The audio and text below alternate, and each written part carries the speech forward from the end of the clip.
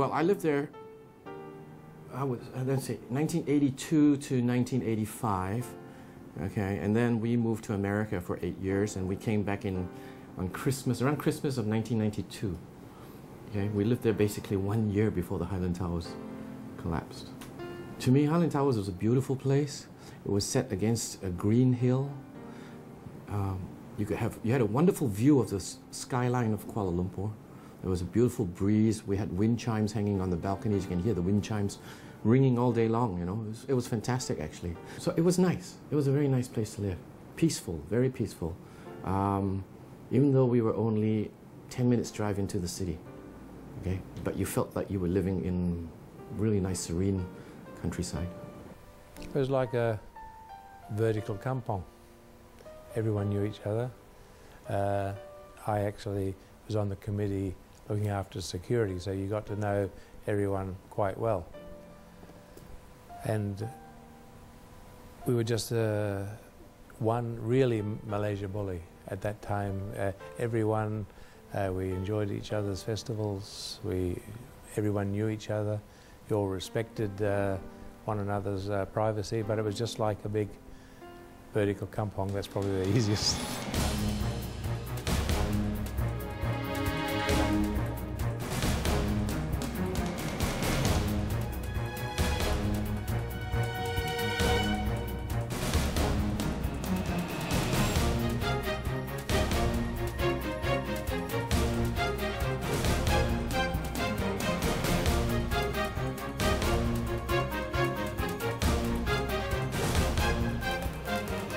About 1:30 in the afternoon, 1:30, 1:35, something like that. I got a phone call. I was still sitting at my desk in the office. And my wife called me from a handphone, right? And then she passed the phone to my father, and my father was almost shouting at the top of his voice. He was shouting, "Get help quick! Block 1 has fallen down! Get help quick! It's shocking! It's shocking!" What do you mean Block 1 has fallen down? Obviously, nobody would believe that an apartment block like that, you know, a 12-story apartment block would have just collapsed like that. It had been raining. It had been raining for quite a number of days. So personally, I was driving back about noon, because it happened about 1:35 on Saturday afternoon. As I was coming around, there was this loud, like a whoomph, and it's almost as if it was a quarry, a big blast or a bomb had gone off, because you get that feeling. Then when I came into Highland Towers, my brother-in-law, Colonel Ho, was at the bottom with my wife and children, and they said Highland Towers has come down. As I was turning into Taman Hillview, which is the residential neighborhood in front of Highland Towers, obviously there's a lot of cars, a lot of people moving around.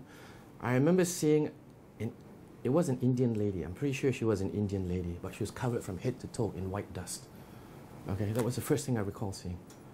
All right, and she was just walking down the street, walking away from Highland Towers. She was just covered in dust. That was the one image that I remember strongly in my mind. What was actually happening was a hill behind the buildings was actually collapsing. There were a lot of retaining walls there. Those retaining walls collapsed. They fell onto the car parking area at the back of the building, but they couldn't see the back of the building, but they just heard the noise. And they were staring there, and people at road level were pointing and shouting and all kinds of things. And after about a minute or two, without any warning, the whole building, Block 1, just fell before their eyes. What had happened was the saturated soil conditions of the Bukit Antarabangsa range at the back, decomposed granite. So it's like lots of little pebbles. And as a way to explain it, if you have a saucer, you put some water in a saucer and you put a sponge on it, the sponge soaks up the water. If you go like this to the sponge, water goes everywhere. So that's basically what happened. 300,000 tons of earth came down. I came home, and when we got up, it was, of course, total chaos. So we, as an old soldier, we do what you can, so immediately. And obviously at that point in time it was chaotic. There are actually 2 road entrances into Highland Towers, okay? Right? The one where Block 1 collapsed into one road entrance, so that one I couldn't get into, using the second road entrance. And I managed to find my family. There was just people hanging around on the roadside. They didn't know what to do. Everybody was lost. When we came there, first thing you tried to find out any survivors, any sign of life. The organisation, the police were there, the bomber were there. Dato Zaman Khan, you carried the baby down the ladder when it was rescued, and you know it was a tremendous effort by everyone.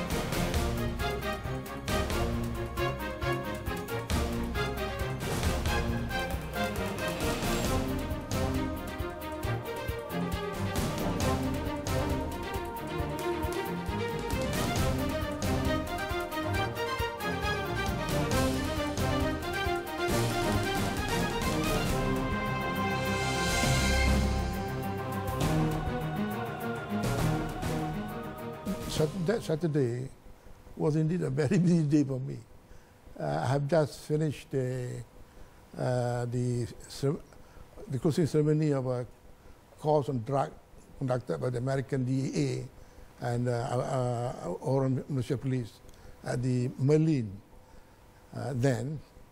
And then on reaching my office, I was told of the triple murder of 3 Indonesians at the uncompleted building for the telecoms. So I went there. It was a very cruel sort of way of murdering people by stabbing them and hanging them in the lift, in the whole man for the lift. And on my way back to office, I got a message from the Malaysian Control Center saying that a tree fell on a house and some people were killed or injured and all that. So I said, why are you telling me about this incident?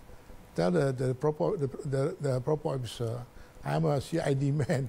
I don't investigate trees falling on a house. When the tragedy happened, I was on leave. I remember I was, somewhere in Genting, so we all had to be called back. And then I didn't get to go on the first or the second day, so I think I was assigned to go on the at the location in the middle of the week.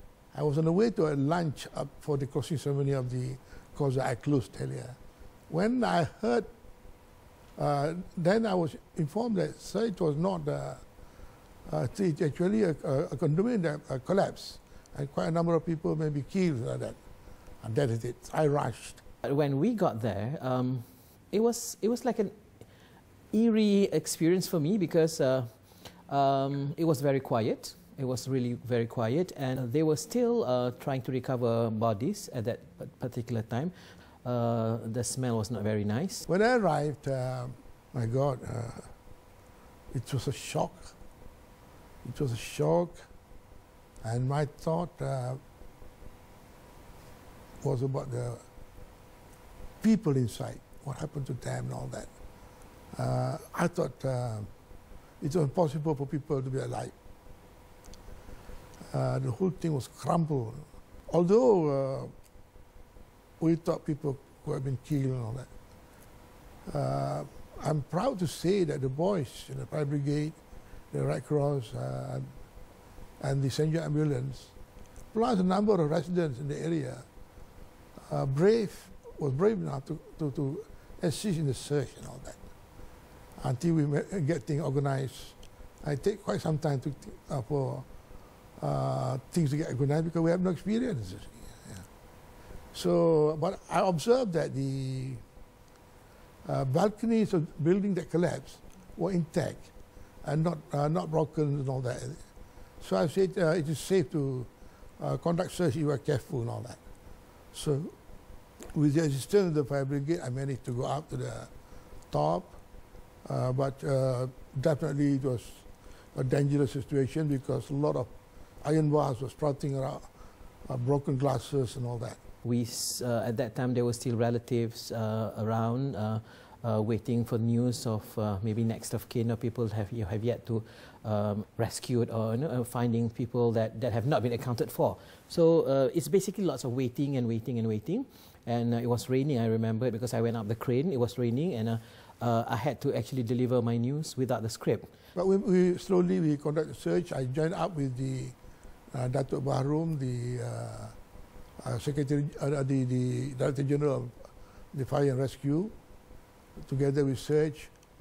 We never realized that we were standing only about 5 meters from a place where there was a lady and a baby trapped. We heard tolong, tolong, so we went to that area. I think the fire brigade boys cleared the debris and all that, and deep inside, we first recovered the baby. And the baby was crying, of course, but thank God she was not even, the baby was not even scratched, I think. So we managed to bring the baby out and then sent to hospital. Subsequently, we rescued the Indonesian lady who was a domestic servant there. She too was quite all right. Then that gave us a lot of hope to search. We went searching further, then we heard a very faint voice, help, help. This was the voice of the Japanese lady. We rescued her. Although there was no bleeding on externally, she was very tired, very pale. But later on, I think she passed away in the hospital because she suffered a lot of internal hemorrhage and all that. Yeah. The committee didn't start at that point in time. It started about 3 or 4 days after the event. We were totally lost, and through the press, we organized a meeting of all the residents and owners of Highland Towers. It was very much an ad hoc meeting, okay? And somehow or other, Dr. George was put on as the president. Gray, Dr. Ian Gray, Mike Rickard, Daniel Chan, myself. So that was the initial group, all right? And we organized ourselves into a group first. The first agenda for this group was to liaise with the authorities to allow residents to go back into their units to collect their personal effects. A lot of people ran out without taking anything, okay? And so that was the first thing we did. Now the rescue effort was still ongoing. It took about 10 days, I think, the rescue effort. All right. As you know, there were teams from all over the world with special dogs, sniffer dogs to come in and things like that. While the rescue effort was going on that would be the south side of the project, we were using the north side of the project to allow block 2 and 3 residents to collect their personal effects. And it was very strictly controlled, okay? You had 30 minutes. Your unit, doesn't matter what floor it was on, whether it was on the first floor or whether it was on the 12th floor, you had to walk up, collect everything that you can, and bring it all down in 30 minutes. So you can imagine, it was very... I remember one incident, okay, a senior police official, and my neighbor approached him and told him, when he went back up again, the same day that the accident occurred, the incident occurred, he discovered somebody had gone into his unit and stolen items from his unit, his watches, jewelry, things like that. So when he approached the police officer, this is a senior police officer, to inform him of this, the senior officer told him, I can have you arrested. This is a police cordon off area. You are trespassing. And he goes, but this is my home. I live here. You go away, others are going to have you arrested. That's what he told my friend. I had to pull my friend aside. He was very upset. It was very, very upsetting. Why would a policeman react like that to somebody who's just been involved in such a tragedy? In a disaster of such a magnitude, you have, here is the police trying to control the crowd so that operation to rescue, to bring help, to bring equipment can go smoothly. There was also a report of looting. And we were warned, of course, we were warned that the two buildings are not safe. One of the reasons why I think the police do not allow people to go in there earlier on, purely because of their safety. We are not sure whether the building is safe or not. We are not engineers. But don't forget, no one had ever had anything like this before. It was a first. So there was a lot of apprehension, a lot of on how to tackle a disaster of this nature. Experts were called in, of course. Singapore responded, Japan responded. So we had that international help very quickly. In a building of this nature, when it falls down, I don't know if you know the game Fiddlesticks, when all the sticks are together and you have to try to move one out without knocking the others. Well, basically you have that. So if something was pulled out wrong, it could collapse, and if somebody was alive inside, it could have endangered their life. So it may have appeared as if not much was happening at the beginning, but I can assure you at the back, everyone with the sterling effort was commendable.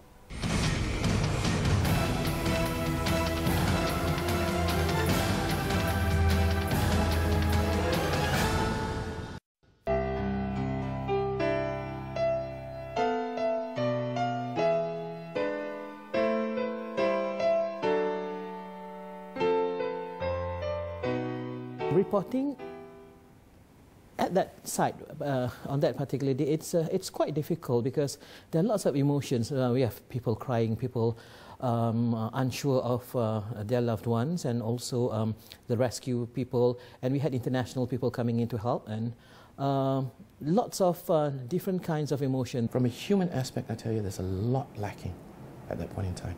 A lot. Okay? So much so that I think it was probably about 5-6 years after Highland Towers, there was FOMCA actually organised a seminar, and I was asked to speak about this lack of human aspects in tragedies in this country. Well, because of Highland Towers, Malaysia actually set up, of course you had your rapid response teams for different types of disasters before, but from Highland Towers, specific units have been set up, which is very, very good. But the sad thing for me, as I drive around, and since then, I had said in previous interviews and other times, there are other Highland Towers waiting to happen. There are slopes that just should not be built on, or if they are built on, proper steps should be taken to make sure that they can comply to international standards for slopes. Bukit Antarabangsa, bila orang sebut bercakap tentang Bukit Antarabangsa, orang akan terbayang tanah runtuh. Memang tak dinafikan, kalau mengikut rekod yang saya kumpul setakat ni lah, sekitar 20 kejadian tanah runtuh yang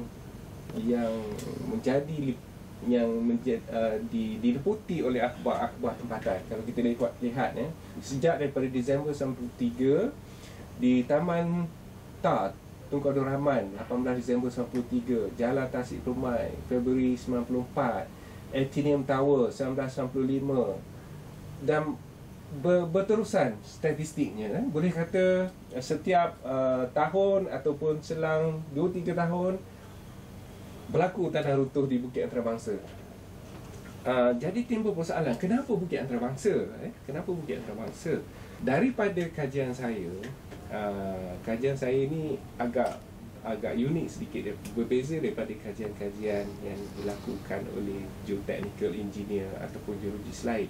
Saya menggunakan aerial photograph ataupun fotograf udara dan juga image satellite yang merakamkan apa perubahan yang berlaku di Bukit Antarabangsa sejak tahun 70-an lagi. Sejarah pembangunan di Bukit Antarabangsa bermula pada awal tahun 70-an.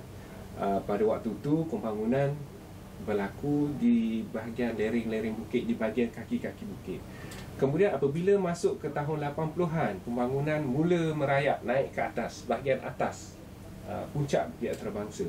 Pemaju-pemaju yang membangunkan kawasan puncak Bukit Antarabangsa ni, pada waktu itu mungkin agaknya kerana tiadanya garis panduan ataupun peraturan kerja yang sesuai, kebanyakan pemaju mengambil jalan mudah dengan memotong puncak-puncak bukit dan menambak bahan-bahan sisa daripada potongan bukit tadi, batu, tanah, pokok-pokok dilambakkan di sisi-sisi cerun, cerun bukit. Dan kawasan yang diratakan tadi dibina bangunan.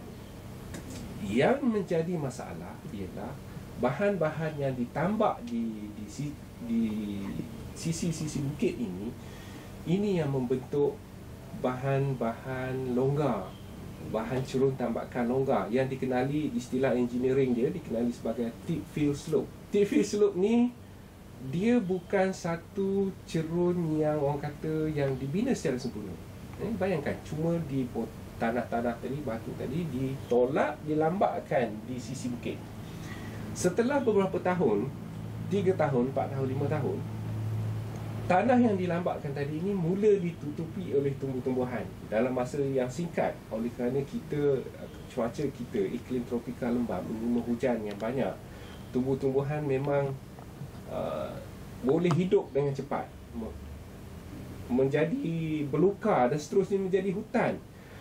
So, sekarang cerun-cerun tambakan yang tidak sempurna ini kelihatan seolah-olah seperti cerun semula jadi kerana dia ditutupi oleh pokok-pokok dan semak samun yang hijau. Nampak cantik, seolah-olah tiada apa yang berlaku pada cerun ini. Padahal cerun-cerun inilah yang menjadi masalah kepada Bukit Antarabangsa. Apabila berlaku pembangunan baru yang orang kata terlepas pandang tentang kewujudan cerun-cerun tambakan tidak sempurna ini, terutama yang membina pembangunan di bahagian bawahnya ataupun di atasnya, memang terdedah kepada ancaman tanah runtuh. Kejadian tanah runtuh ini biasanya dicetus oleh kandungan air yang tinggi. Dengan kata lain, memang sebab itu selalunya tanah runtuh di Bukit Antarabangsa berlaku pada musim hujan.